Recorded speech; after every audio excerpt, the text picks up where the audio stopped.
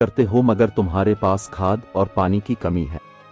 अगर तुम मेरे साथ शरीक हो जाओ तो हम मिलकर बेहतर नतीजा हासिल कर सकते हैं।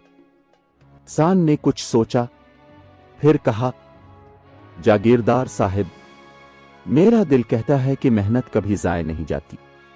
अगर हम मिलकर काम करें तो शायद कुछ भला हो। यूं दोनों का साथ बन गया। जागीरदार ने अपनी जमीन दी, किसान ने अपनी मेहनत। दिन रात वो दोनों खेतों में पसीना बहाते, कभी धूप में झुलस जाते, कभी बारिश में भीग जाते। महीनों की मेहनत के बाद जमीन ने रंग दिखाया, फसल हरी भरी हुई। गांव वाले हैरान रह गए। जो जमीन बरसों से बेकार थी आज लहलहा रही थी। फसल कटने के दिन आए। किसान खुश था, जागीरदार भी खुश था, लेकिन खुशी के साथ एक इम्तिहान भी आया।